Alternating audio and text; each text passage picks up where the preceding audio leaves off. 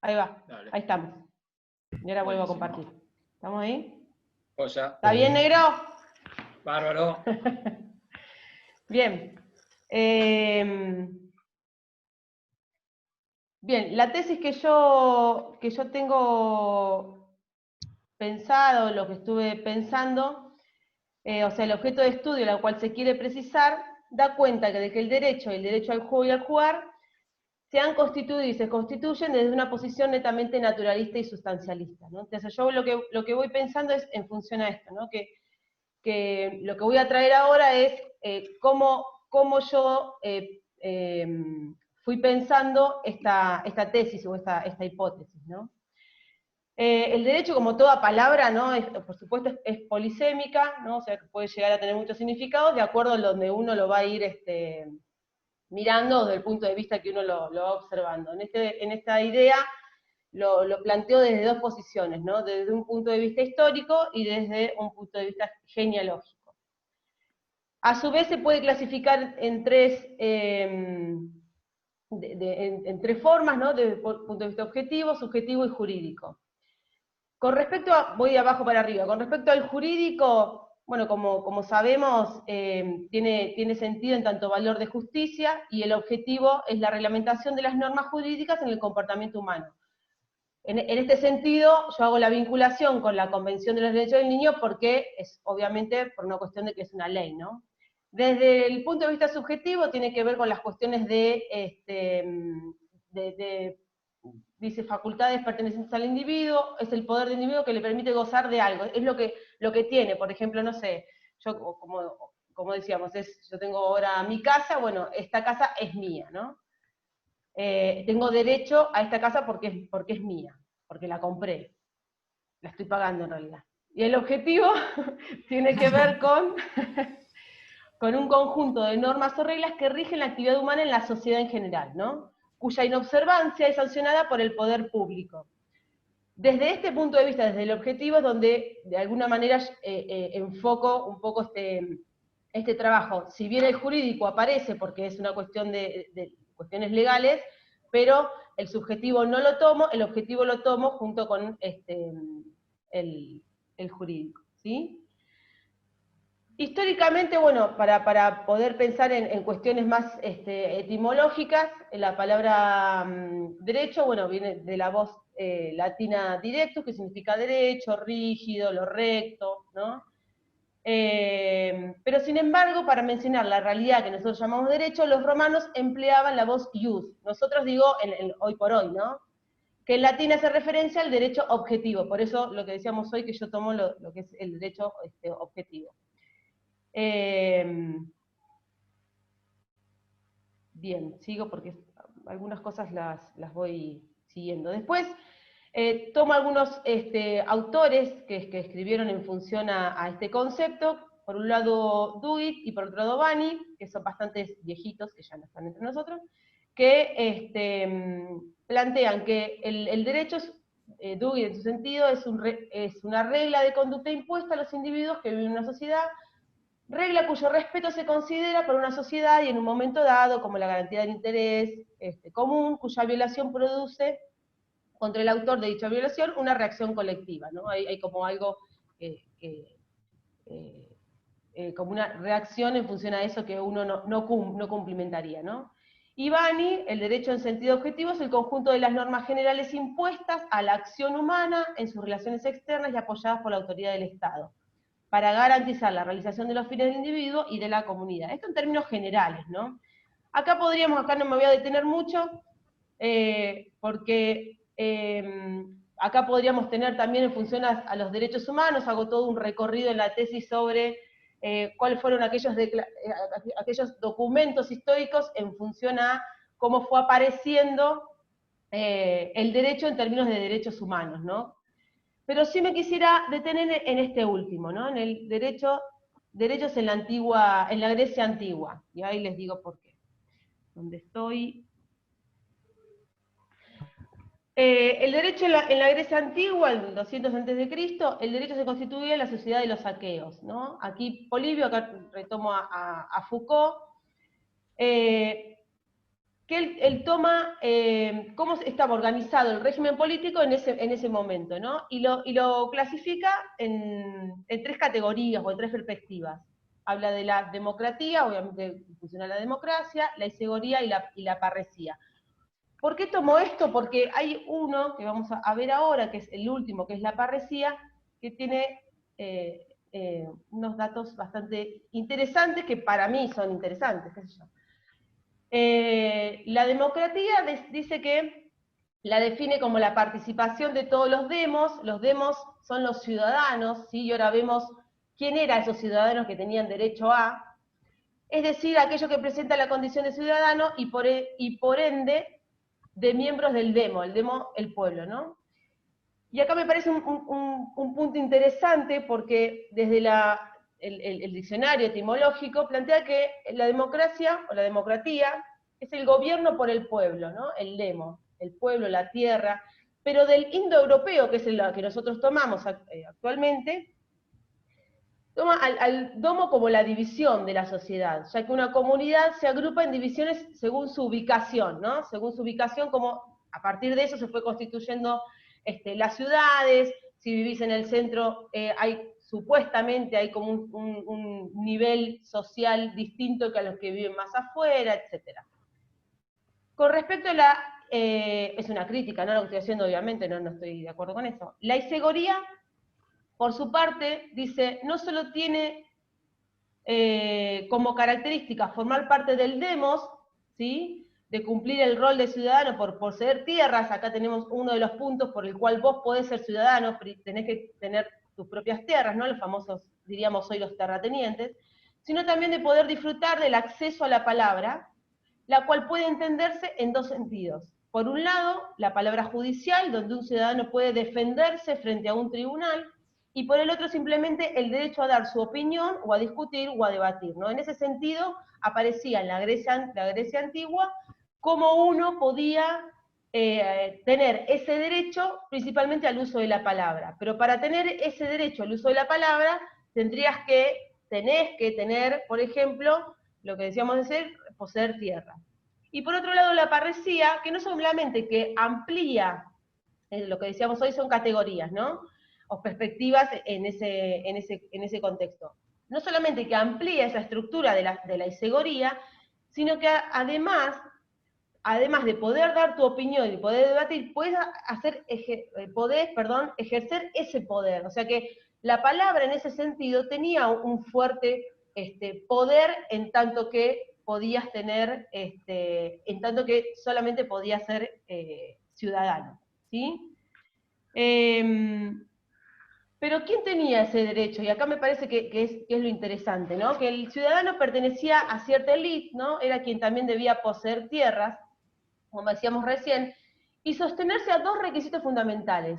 Por un lado, ese derecho a hablar, esa parresía, se transmitía por la línea materna, fuerte, ¿no? Y por el otro, no debía ser extranjero. Entonces, acá yo planteo que acá encontramos otro elemento fundamental para poner, a esa tesis que planteaba al principio, ¿no? Para poder tener derecho, en este caso a la palabra, ese derecho tenía que ver con la naturaleza de lo humano, quien debía tener la transmisión de la sangre de la línea materna para poder ejercerlo, porque si no, no podías, ¿no?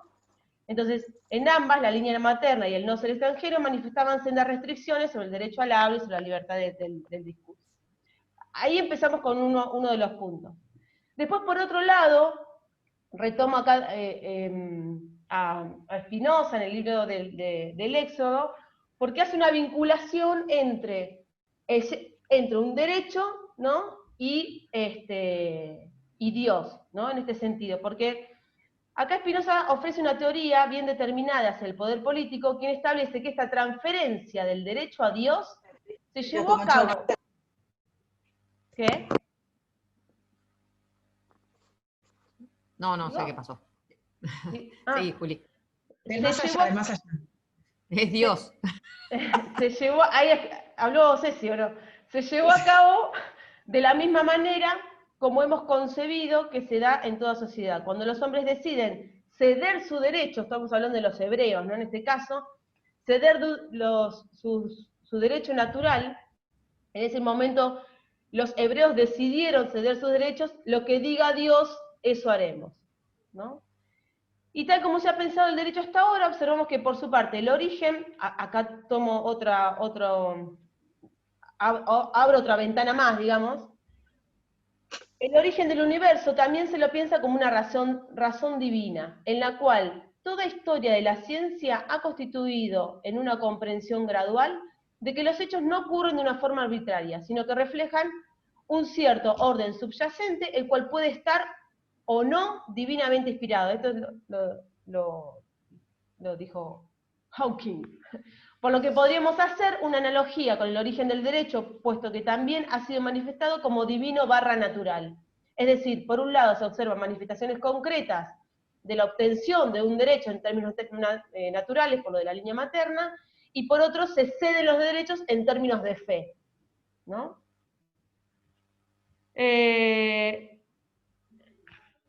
Bien, entonces, siguiendo la línea de los hebreos, ¿no? De lo teológico, el uso del derecho en el siglo XVII tenía la relación, por un lado, con la posibilidad de realizar un discurso político, lo que decíamos lo del uso de la voz, y por otro, que ese discurso se asocia, o se asociaba, mejor dicho, con disputas teológicas, ya que de esta manera, alimentaba, decían, ¿no?, la vida social y política, porque sabían que no podían ser escuchados por muchos si no hablaban en el lenguaje atribuido a Dios, a sus profetas. Si no hablaban en latín, no tenían derecho a hacer uso de esa palabra. Y más adelante la clase media era alfabetizada para que pudiera leer la Biblia. Entonces, siempre siempre como que aparecía el derecho al uso de la palabra en esos términos, ¿no? O por líneas maternas, o sea, por una cuestión natural, o por cuestiones de fe, o no, ¿no? Por otro lado, lo tomo a Schmitt. Obviamente hice un resumen bastante importante, ¿no? Con respecto a la tesis. Por otro lado, yo lo tomo a Schmitt, donde dice que el derecho se origina cuando hay una infracción, ¿no? Un proceso en cuanto a acto jurídico es posible en absoluto recién cuando un derecho resulta negado. Pero no es el derecho el único conjunto de normas que regulan la vida del hombre, junto a él existen reglas morales y éticas que pretenden igualmente dirigir las relaciones del hombre en sociedad. Esto lo vinculo con lo que hablábamos hoy del derecho objetivo. Y acá lo traigo a Schmitt porque plantea algo bastante interesante en cuestión a este ordenamiento superior e inferior, que tiene relación, creo yo, que tiene relación con el concepto de derecho desde el punto de vista etimológico. ¿Por qué? Esperen que lo tenía...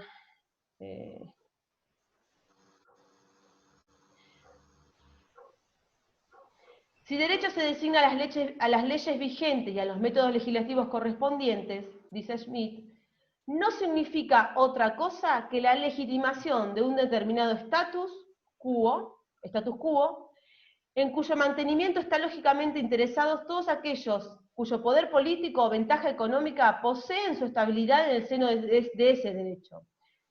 Digo, por lo tanto, el habilitar legalmente un status quo justifica un derecho superior o natural, donde los hombres pueden tener un ordenamiento superior sobre otros de un ordenamiento inferior. Es decir, que la idea de derecho tal cual la conocemos hoy, ha sido originada no solo por una indudable transgresión hacia una clase social o grupo social, sino también a partir de relaciones de poder entre un orden superior que domina, legaliza y somete, a un inferior que por ende domina, responde y acata. Estas ideas no son posibles de situar en un único momento temporal, es decir, una no es, digamos, continuación de la otra en términos históricos, sino que se van conformando según relaciones de poder y de saber. Y acá estaría vinculado a lo que decíamos hoy, vieron que decíamos desde el punto de vista histórico y genealógico, ¿no? En esa idea genealógica, pienso esta conformación de estas situaciones que se van dando en términos de relaciones de poder y de saber, porque, digamos, que a mí me enseñen a leer y a escribir para poder leer la Biblia, o para que me enseñen a leer para poder leer la Biblia, me parece que hay una relación de poder y de saber bastante interesante en ese sentido, ¿no? Y acá confirma un poco Cecilia Seré en su tesis de doctorado, y que yo por supuesto estoy de acuerdo, dice: las declaraciones que depositan en la mera existencia humana la posesión de derechos muestra que es en la naturaleza humana y no las condiciones sociales, económicas, políticas o históricas que éstas se fundamentan, ¿no? Un poco lo que, digamos, acá lo que hace Ceci es, yo retomo esto, ella habla particularmente de los derechos subjetivos, ¿no? Pero de alguna manera también siempre se fundamentan en cuestiones de naturaleza humana. Ya voy terminando. Yo después hago todo un recorrido, un poco más adelante, en donde aparece hago todo un recorrido donde aparece el individuo portador de derechos, sujeto de derechos, y el derecho como sujeto, después hablo de sujeto sujetado, ¿no? Que ahora lo vamos, sujeto jugado, perdón. Entonces, cuando traigo la idea de individuos portador de derechos, que es cuando se planteaba antiguamente la idea de derechos en diferentes documentos, la idea de individuo lo traigo desde el humanismo, que también ahí el humanismo tuvo su aporte, ¿no? en este sentido, pensando al individuo, o poniendo al individuo, persona, ciudadano, dentro de una misma línea, ¿no? A ver, ¿por dónde iba? Un minuto. Acá. Entonces, quedan 10 minutos y ahora nos volvemos a conectar. Entonces, Igual volvemos a entrar, Juli. dale. Entonces, aparece como un individuo portador de derechos, después hago todo un recorrido sobre el concepto de individuo, etc. Pasando por un sujeto de derechos, ¿sí? Que si bien ahí esta parte a mí me parece bastante interesante, porque digo, si suponemos que el individuo es portador de derechos, esto responde a que a priori tiene derechos, es decir, hay algo o alguien que le brinda o le porta esos derechos. De esta manera, se supone que el sujeto, y acá parafraseo a Valeria Emiliosi, se supone que el sujeto se constituye siempre a partir, ¿no? Si uno lo piensa como individuo portador de derechos, como se pensaba antiguamente, el sujeto se constituye siempre a partir de una sustancia primera, que luego o sea, hay un después, atravesada por cuestiones políticas, de derecho, y luego por la palabra. No obstante, si lo analizamos a partir de un sujeto de derecho, parecería que a simple vista estamos enfrente de otra significancia en términos de sujeto. Digo, actualmente se piensa en sujetos de derecho cuando vemos los diferentes documentos, pero yo creo que no es tan así, que todavía la idea de sujeto de derecho está como incluida, atravesada por esta misma línea biologicista, ¿no? Digo, si admitimos un sujeto de derecho, continuamos en una misma línea de análisis, digo, retomando una idea biologicista esencial y natural de sujeto, puesto que éste es constituido a partir de su nacimiento, reanudando el derecho natural por el hecho del ser humano. Acá hay una parte que plantea, y acá retomo el diseño curricular actual, ¿no? En donde dice que son los derechos que el ser humano posee por su condición humana. O sea, porque sos humano tenés derechos. O sea, volvemos otra vez a caer en la misma encrucijada, ¿no? No sé, podríamos incluirnos también, por ejemplo, al derecho curricular actual de nivel inicial, bueno, esto donde ustedes ya han trabajado bastante, en donde aparece el desarrollo de los 45 días a los 5 años y toda una formación integral, etcétera, etcétera. Es por todo esto que históricamente se ha analizado y actualmente se analiza el derecho al juego acá tomo lo del juego, desde esta episteme, ¿no? Una episteme basada en la ciencia clásica, cuyo predominio es el individuo, el signo, su esencia, posicionando como consecuencia el derecho al juego como una necesidad vital. Y ahí ya me meto con las cuestiones de necesidad y vitalidad. Entonces, pensar y ahora hago un salto al derecho como sujeto, ¿no? O sea, hago decíamos, individuo portador de derechos, sujeto de derecho, y yo lo que propongo es hacer este cambio de derecho como sujeto. Porque creo que el derecho como sujeto engloba la idea de que el sujeto está atrapado en su derecho, puesto que está hecho por el mismo discurso, ¿no? O sea, acá retomo la idea de sujeto lacaniano, ¿no? De este modo, la estructura del lenguaje no es articulable con la lógica individualista, porque no hay nada que provenga de una esencia, naturaleza, esto lo digo desde Valeria. Analizar el derecho de esta manera implica tomar distancia de las divisiones de clases, implica tomar distancia de un otro superior y uno inferior, implica tomar distancia de los posicionamientos vitalistas y naturalistas, de cual se cree que se constituye el sujeto, en tanto origen también divino. Y si bien podríamos pensar que de esta forma el sujeto se constituye atravesado por la política o por el derecho, se aparta de un sujeto como sustancia primera. Quisiera aclarar que a pesar de los grandes esfuerzos realizados por organizaciones y pensamientos en pos de brindar ciertos derechos, que obviamente uno no está en contra de, por ejemplo, la Convención de los Derechos del Niño, ¿no?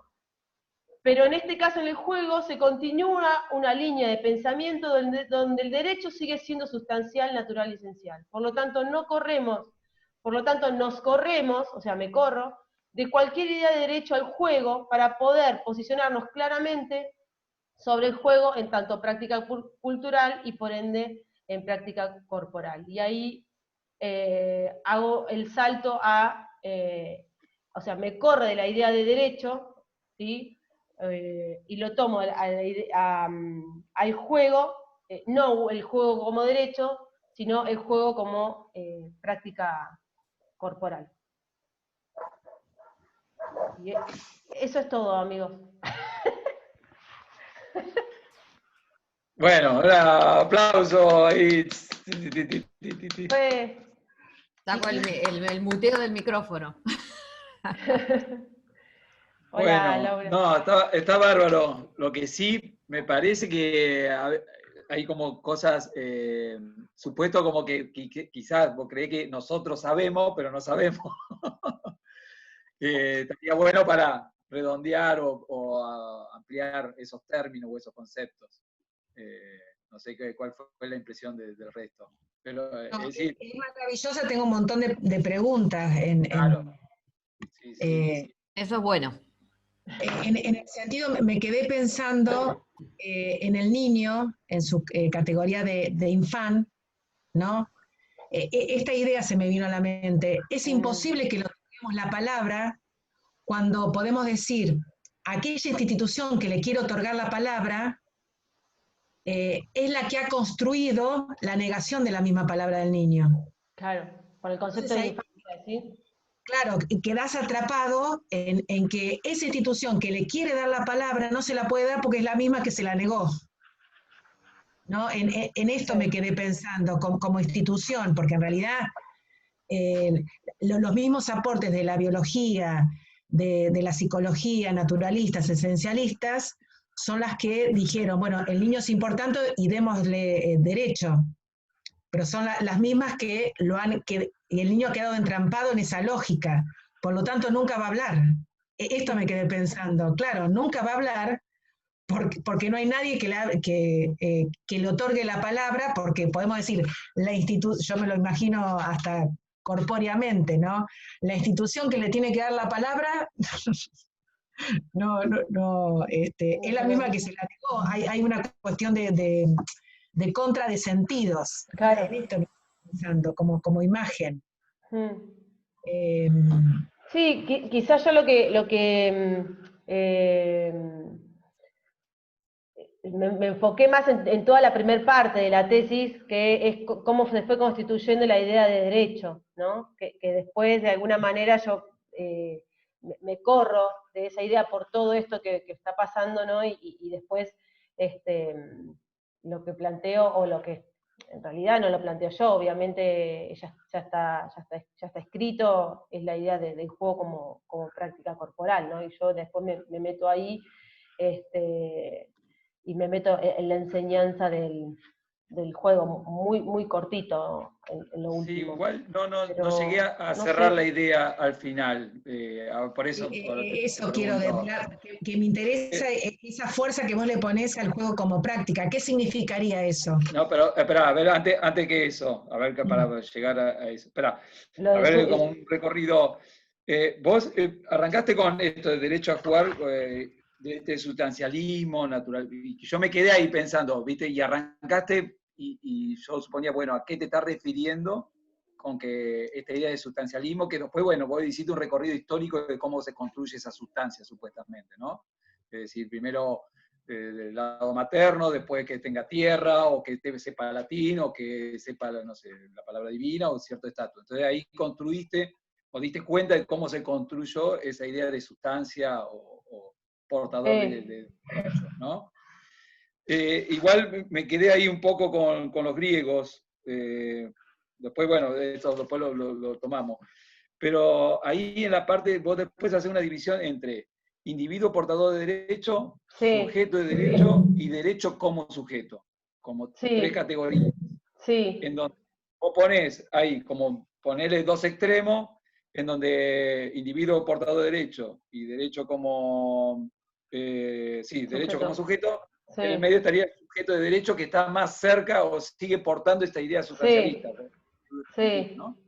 sí, Bien, sí. siguiendo. Ahora, entender derecho como sujeto. Ahí esto, y a la idea de práctica, esto que iba Ceci. Se está por cortar, ¿eh? Bueno, no, sí, Sí. lo tomamos No, ahora dale, entender, a ver la pregunta. Sí, No, para ir el recorrido. Vos lo que estás planteando ahí, que ese sujeto, jugador, está constituido por un discurso del derecho. No es que el sujeto sí, sea portador de derecho, sino que claro, uno se reclama de tener derecho porque hay un discurso que me constituyó como sujeto de sí, derecho. sí, Bien. Y ahora,